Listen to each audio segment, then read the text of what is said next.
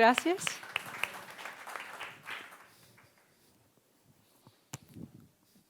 Thank you so much. I'm Francesca Borgonovi, and I lead the skills analysis team in the OECD Center for Skills.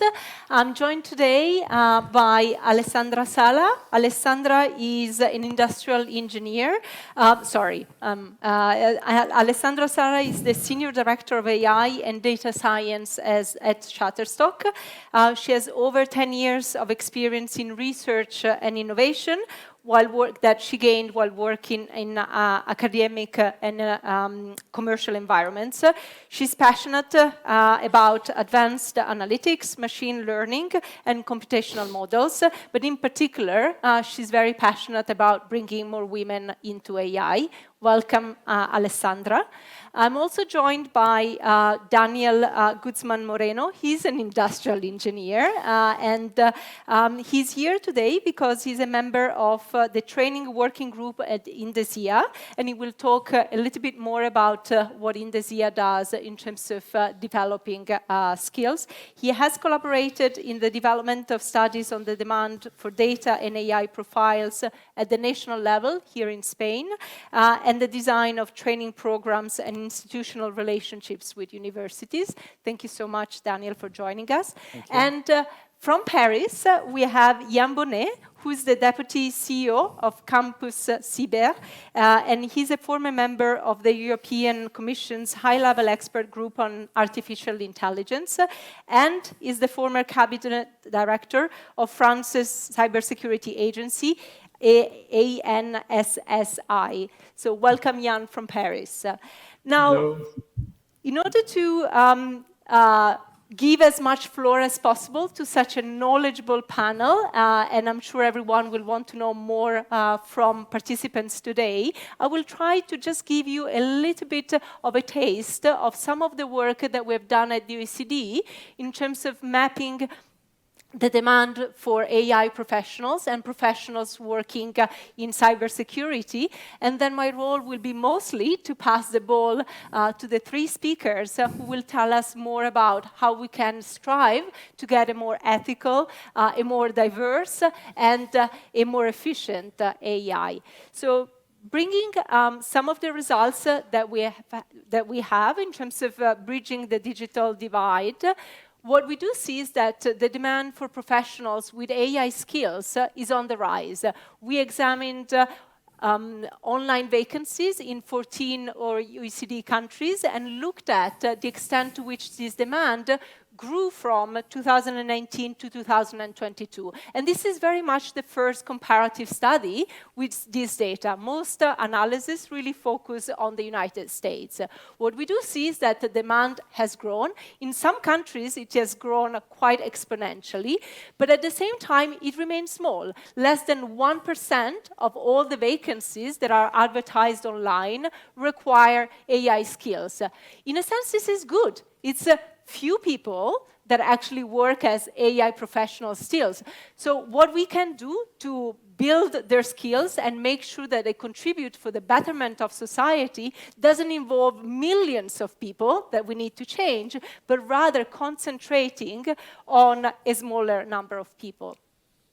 In terms of the sectors in which AI professional skills are most sought after, these are ICT, professional activities, and manufacturing. But again, an important point is that in different countries, AI professionals tend to be most sought after in different sectors. And so we cannot rely simply on evidence from the United States in particular. Some of the skills that are required of AI professionals, here are just some examples, but in our reports you can see the exact skills that are being required, but they fall into 7 main groups: artificial intelligence, which is a big bucket, autonomous driving, machine learning, natural language processing, very much in the news these days, neural networks, robotics, and visual image recognition. Now, when people seek AI professionals, they don't necessarily just look for technical skills. Particularly the top players in the market really look for a broad set of skills, which include the technical skills, of course, but also more general, what are called sometimes soft skills that are not soft at all, in fact. These are the ability to solve problems, to communicate with others, and very much work alongside others to solve problems and solutions, to have leadership and to manage others. So in fact, the skill set that is required is quite broad, and we should make sure that training systems and education systems respond to the needs just highlighted. Now, looking at the cybersecurity field, the picture is very much the same.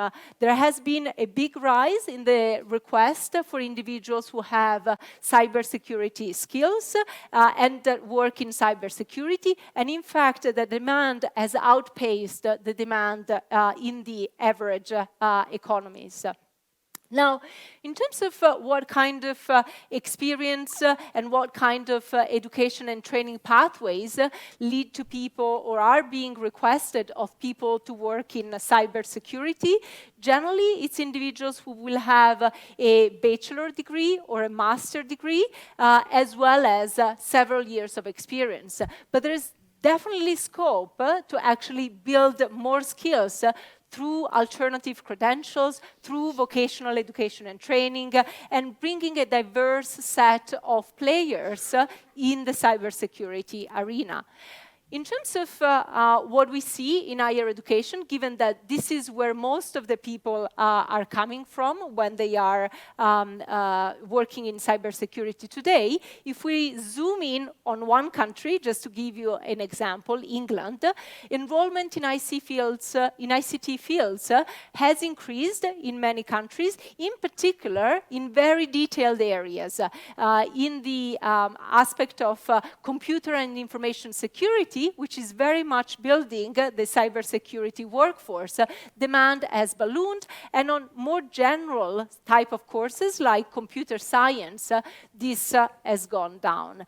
Now, the cybersecurity field, the AI field lack diversity. If you look at the distribution of ICT practitioners programs in further education in terms of what happens in England, we have only 1/5 that is female. So very much an underrepresentation when you're building the skills that will mean you will be able to join the workforce. And in terms of ethnicity, again, what we heard just before from the keynote, there is lack of diversity in terms of ethnicity. We don't have data in terms of neurodiversity or individuals with special needs, but that's very much what's happening. And if you look at actual workers, again, the share of female workers in the cybersecurity field is not representing what happens at the population. We've had an increase over time, but still only 1/5 of workers is a woman. And with this, I will close and just let you know that you can see some of the results we have in OECD publications, but we also will have a major report that will come out on the 6th of November. So please tune in for the Skills Outlook on skills for a resilient green and digital transition. Now, given the context that I just showed you, and I will start with Alessandra, what do you think are the primary factors that are shaping the demand for AI professionals? And at the same time, is there a skill shortage, and how can we remedy this? A very deep question. Let's try to summarize. Maybe we start at a higher level. So what's happening in the different countries? And we know that talking in general terms or in average value, it doesn't mean much. Another interesting report from IBM that was talking about an AI index, trying to understand how AI is used in different countries. Because if countries are using AI, it drives the need for educating more talent, it drives needs for growing that talent pool, policies, company investing more in this technology, and we see a very big divide. In the global south, 7% of the companies are using AI. In more advanced region, we get to numbers like 70% and higher. So the difference across countries and across region is very important. But besides that, what is driving these technological changes? So if we go back to some of the numbers that you have showed, brilliant. I was looking at Spain. Spain was one of the highest point in growing demand in the last few years in hiring more AI talent. So we know that there are countries that are investing a lot. And education is at the core. In order to actually do AI, we need to have the right talent. Another interesting number, I think from the UNESCO education report, was that in some countries, 7% of people have a computer. North America, 83%. Broadband. You learn how to use technology from when you are very young. So access to technology and education, it's not the same around the world. And I think it's important to understand how to help different countries and how to initiate policies that are going to push the world into a better place because everyone has the same opportunities.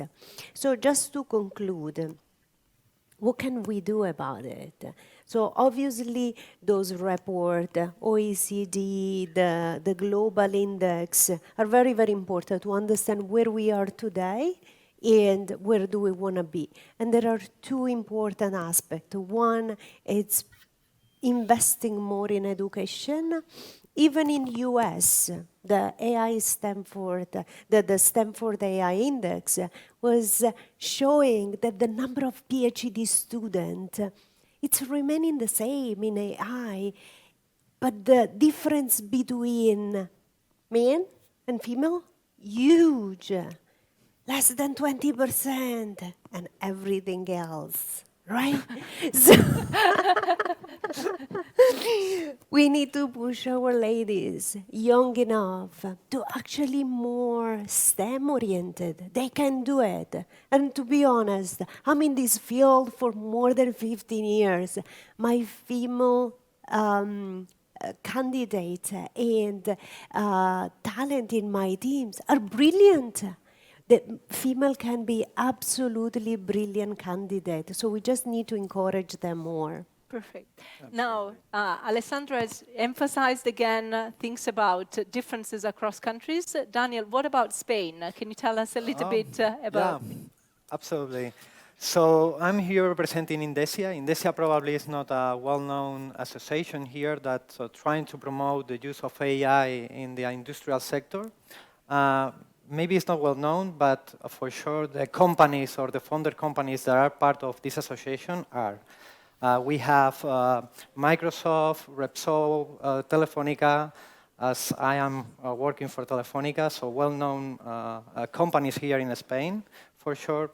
Just to try to summarize a bit, what are the main activities that we are carrying out? We are working with a data platform that serves to our associates. We are also having some use cases catalog, real use cases that we can show to other companies to inspire themselves into the portfolio that we have.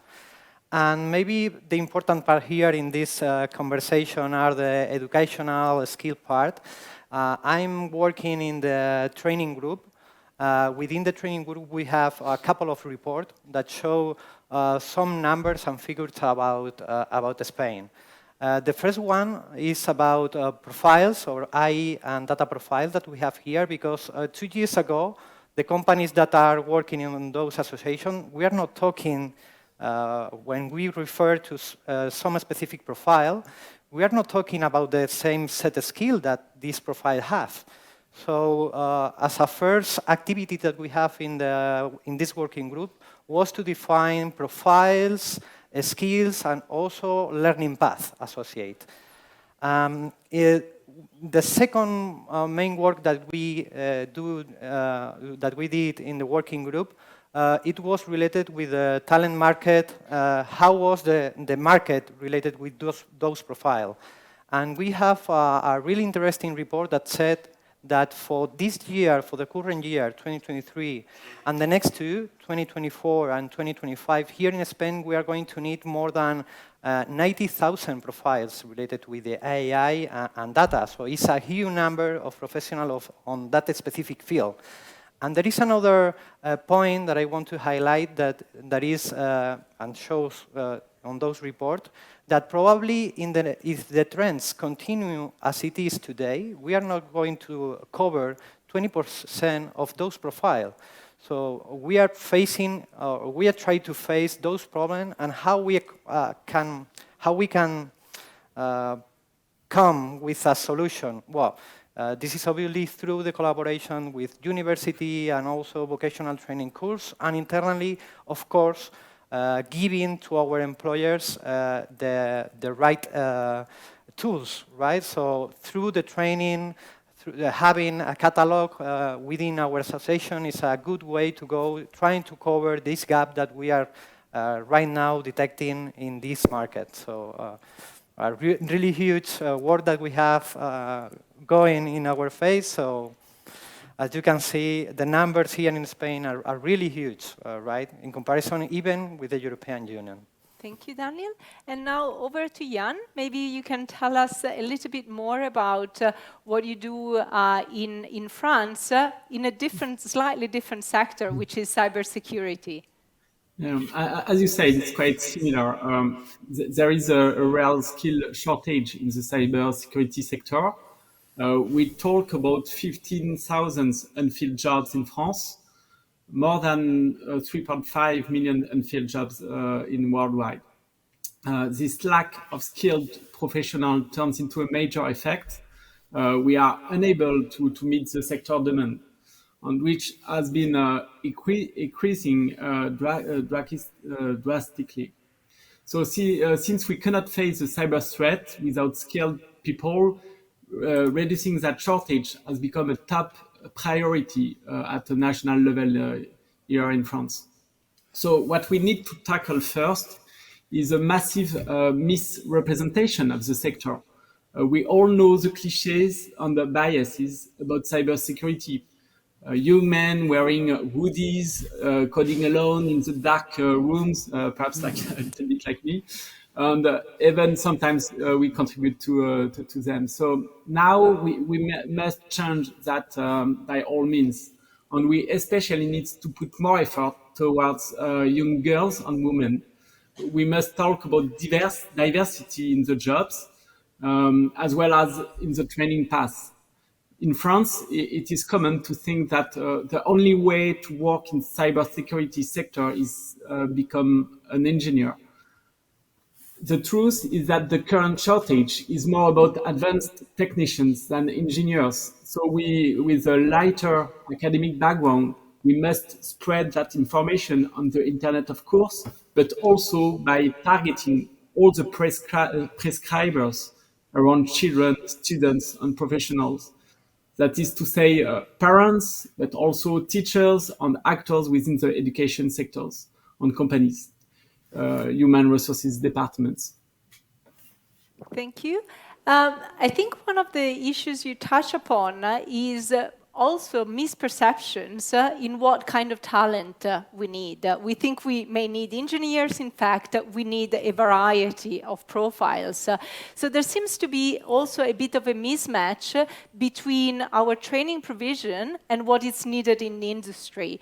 Can you tell us a little bit about ways in which your diverse organizations, or given the experience of your organizations, you think could ease this mismatch, probably particularly with you, Daniel, within the SIA? For example, on those 12 profiles that we have described, we have a particularly one that is the citizen data science that is not a really specific or with a specific knowledge about the AI and how, a really technical profile. So at the end, we need also a person that have a deep knowledge of the business processes as well, and have an overall knowledge about how we can use the AI in our processes, so they can somehow translate into the technical guys how they can improve their processes. Also, we are seeing right now in the industry that even plants operators, persons that are working directly in industrial plants, have to know, because they are constantly reviewing some reports, some numbers, figures. So we have also to upskill this person to know how AI technology can impact in their day-by-day job. Very good. I have a couple of examples to add here. So I'm also the chair of the governance committee of a research center in Ireland. And what we have done in the last 2 years, this is a research center that trains AI, PhD, and master level students. What we have done 2 years ago, we have started a new course that is related to ethics. Because usually, students, engineers, computer science have been used to learn programming, learn statistics, learn engineering processes, but they do not know how to think about ethical consequences of what they build. And therefore, the only way to help them to get there is to teach them what it means to question a system, to question your hypothesis, to question your discovery, and then try to understand the consequences on a human being, because this technology touches everyone. That's one example. In Women in AI, it's open to everyone, not only women. It's a non-profit organization. We are in 150 countries around the world, and we have just launched Spain as a new chapter of this non-profit, and therefore we'll hope to grow here in Spain very much. And we have established a number of education courses, which are the usual ones that help more women to actually acquire all the technical skill to enter in this space. But we have also established an ethics chapter, an ethical office. And the ethical office organizes hackathon, organizes courses, open to everyone, and just to talk about those ethical issues that are built in this technology and have an impact on all our kids, on our daughters, our sisters, and many people around the world that today continue to be discriminated over and over again. Thank you. Now, Jan, I think one of, if we think about the big players, the Googles, the Amazons, they know how to influence sort of training provision, or they may have more direct access to the ability to do so. What do you think can be a way to engage particularly small and medium enterprises in the development of effective training, in your case, for cybersecurity, but potentially more widely? Okay, so this is something that we try and we have been addressing for more than 2 years at Campus Cyber. We call it Cyber Common Studio, with a full team dedicated to it. What we call the common is a mutualized resource that is produced and managed by a community for the community. The idea is to work together to solve an issue that is too complex or too expensive to be handled by only one actor. The solution that can be a platform, a service, guidelines, a set of data is shared and promoted by the community. We have a community dedicated to education issues in the Campus Cyber that has been working for more than 2 years. In this workbook, you will find both companies and schools, but also big corporations and SMEs, but also other players. So altogether, they have created resources that respond to common interests. For example, they have developed a skill matrix that allow human resources, but also schools to identify the skills needed for each cybersecurity jobs. So this framework is helpful to improve the coherence between training paths and companies' demand. So to develop this matrix, they started with a framework from AXA, which is a French big insurance company, and build on it. So another interesting thing is the governance model behind Cyber Campus. So we have been inspired by the nature and we'll still use it as a metaphor. In fact, if you want an ecosystem to be fertile, you need biodiversity. So that's why at the Cyber Campus, there are private and public organizations, big ones and small ones. So we are looking for a diversity of players. And if you want an ecosystem to be fertile, it has to be balanced. So as a Campus Cyber serves the cybersecurity ecosystem, it is the same idea. If one organization becomes too dominant, then we won't get the whole picture, and it won't work. So this is why we decided to distinguish the capital deposit with the decision-making power. In that way, schools, academic research, but also startups and SMEs are equally represented, even though they own less than big corporations. So perhaps one last interesting story is the one of a cybersecurity bachelor created for the Campus Cyber. In fact, at the very beginning of the project, schools and companies were around the table, and companies express their needs for people with a less high level of study. And to answer their needs, a school decided to open a bachelor to train people. So this bachelor is carried out both at school and in a companies. So that are part of the Campus Cyber. So this is just an example of how schools and companies meet thanks to Campus Cyber in order to be stronger together as an ecosystem. Thank you, Jan. Now, we have just been joined by quite a few young people, and one of the things that we've been discussing is how you do not necessarily just need to have a bachelor or a master's degree in AI, data science, or cybersecurity to join the sector. And there is a proliferation of boot camps, short courses, micro-certifications that actually young people and not so young people can attend to move into the sector. But one of the questions that I think many people may have is how are these perceived in the industry? And perhaps, Alessandra, from your perspective and the range of companies you work with, what's your view? How are they perceived? Are they valued? Very valued? Very valued, the short answers. And it's good to see so many students today with us, because I'm sure all of you have different interests, have different attitude. I'm very bad in anything that is manual drawing, really, really bad, right? Everyone has their own set of skill.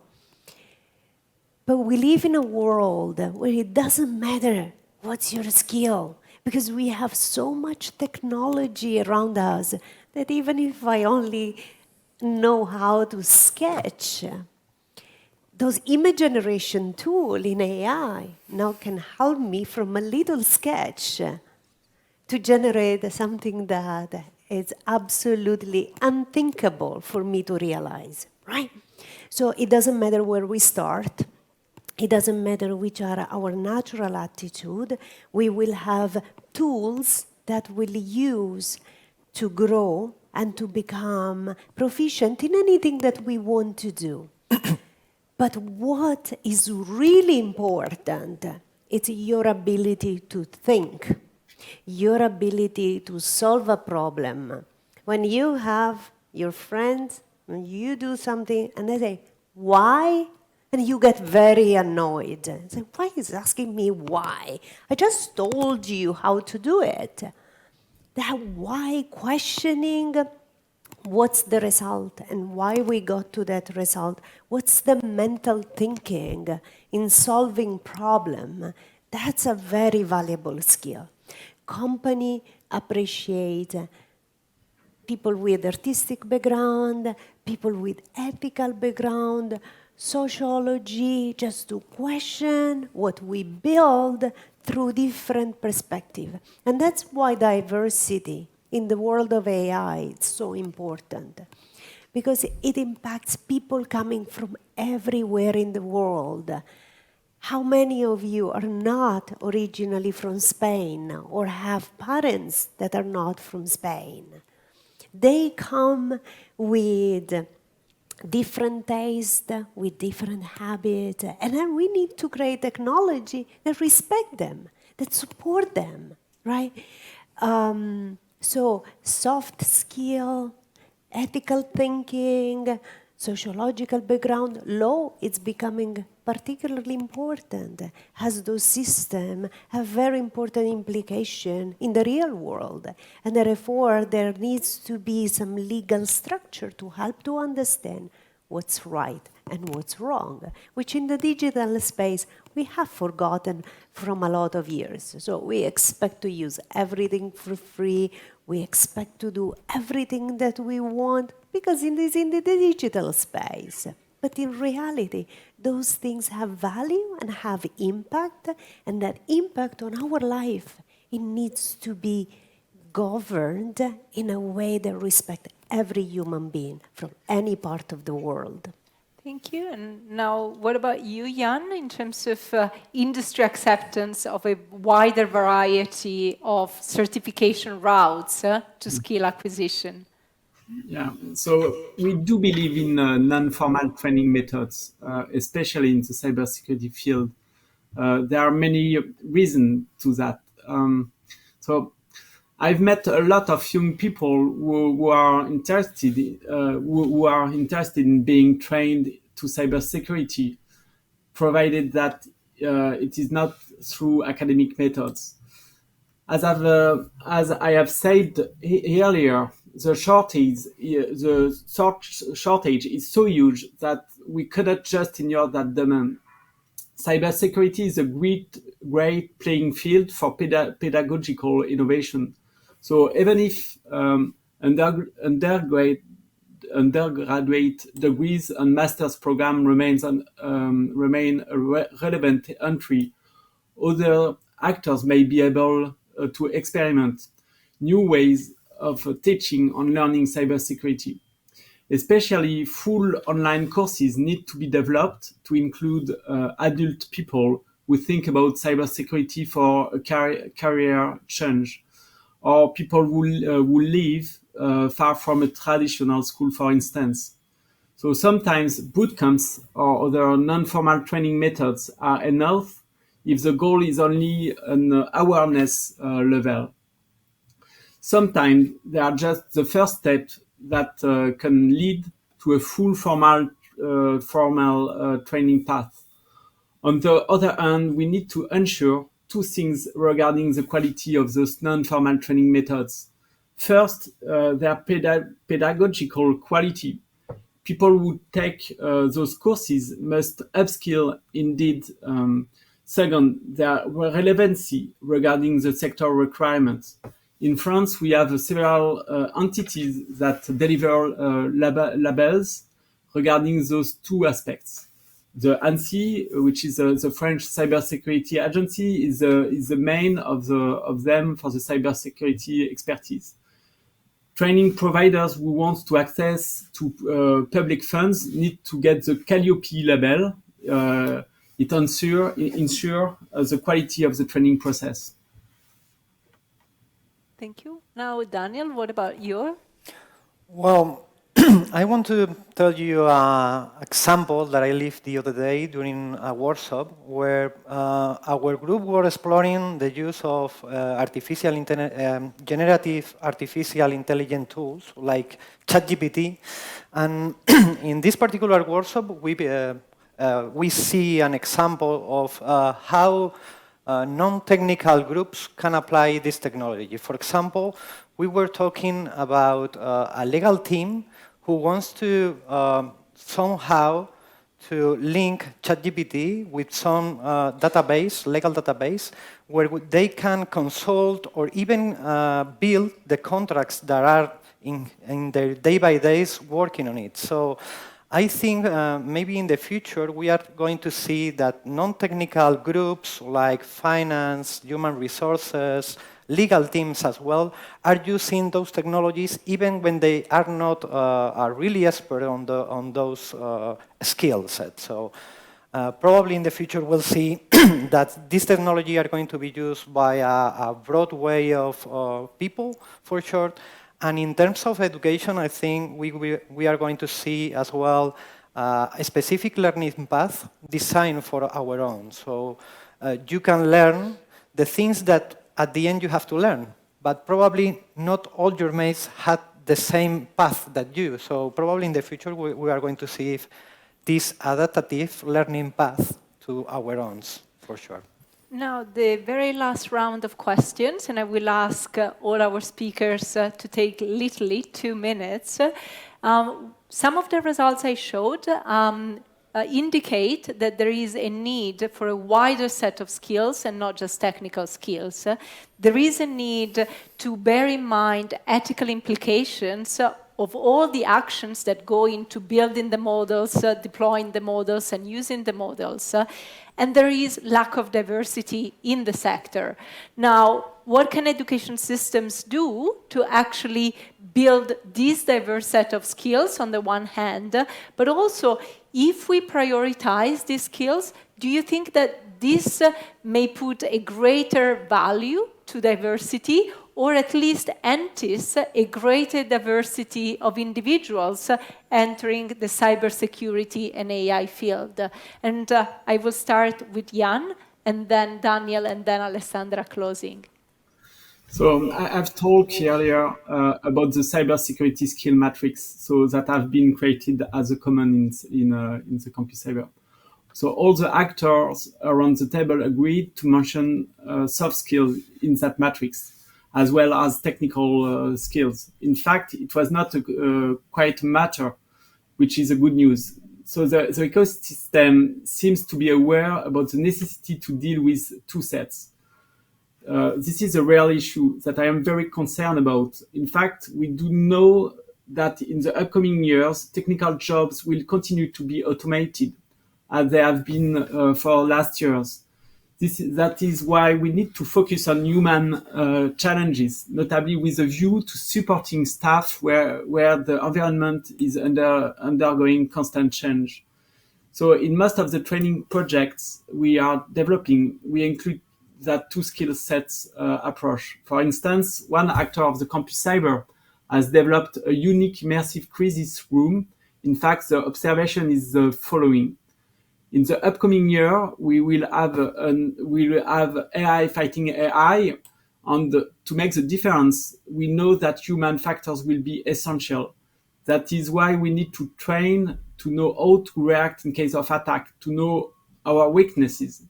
So this immersive crisis room is dedicated to train both students and militaries to deal with the cyber crisis managed by an AI and to overcome it. This is the first one in the world, I think. You know, Daniel?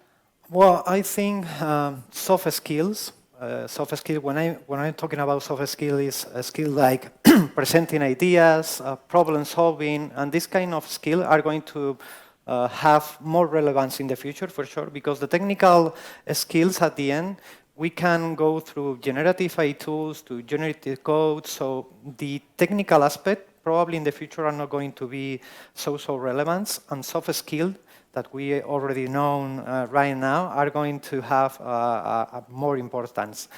Also in the diversity part, we have a huge path to go, because right now, as you, Francesca, presented before, just 20% of the employers that are related with AI or cybersecurity field are women. So it's a few number. We need to attract all those talent, because right now we have a lack of talent, a real lack of talent on those fields, right? Alessandra? Two final considerations. The first one, the technical skill will also change, because as you today use ChatGPT to write a document, an essay, or just to put together some thoughts, you can use ChatGPT to program. So in the future, maybe we don't need to program anymore in the same way we do today, but we need to understand what those line of code do and be able to be the judging element whether that program is doing the right thing. And then on the other side, those other field, philosophy, help us to question, help us to think in different way. Legal, very important. Legal has always been a non-tech field. It's coming much closer to the tech space in the last few years. Medicine and tech will come together. So how doctor will use technology to do their diagnosis. So fields are coming together, and therefore diversity of skill and our ability to think across different fields, it will be the most important skill to have, because those tools will help us to go deep into a specific aspect, depending whether you decide to go to medicine, into research, into AI, or into education. The future of education can be completely different. I love Duolingo, and it's so fun to learn language. Why we cannot learn everything in that way, and we don't need to do homework and things anymore, and spend the time in school to learn in more creative ways. And then you play with your teaching assistant to learn the little details that we all need to learn to think better. Just one concluding remark, I think, because while I was listening to the evolving skill requirements in AI, but more generally data science, I go back to one ad that I saw, an article on Cosmopolitan. I Googled this because I wasn't born in the 60s. But actually in the 60s, there were articles about how women were the perfect coders. They were the perfect ones to code. And why was that? Because the skills that were thought to be needed in coding were being detailed-oriented, meticulous, being orderly, and etc. So in fact, the stereotype of what a coder is, of what a data person is, has changed profoundly when there was a move from the hardware to the software. What happened was that the stereotype of who should be the good person or the good profile with the good skills for being the software person became more male-oriented. And so one of the things that I think as societies we need to rethink profoundly now that we are entering a new era, as we think about what new skills will be needed given the potential of generative AI, is what different groups may contribute and really fight at the source. What kind of stereotypes do we hold about who is excelling at what skills? Because this example, I think, really shows us how they are socially constructed. The women were not the most detail-oriented back then, and they're not the ones who are incompetent with numbers right now. And so this is just an invitation about thinking how, right from when kids are small, to rethink about the skills that will be needed, but also to make sure that we appreciate the diversity and the potential of a diverse set of learners and future workers in AI and cybersecurity. And with this, I would like to thank everyone for having taken part in this panel. In particular, Jan, Daniel, and Alessandra for having joined us. And I invite everyone to take a look at the work that the OECD Center for Skills, alongside other organizations, does in this space. And definitely take a look, eyes wide open, for the 6th of November, when we will be launching our big report on skills for a resilient green and digital transition. Thank you so much for joining. Thank you very much. Thank you.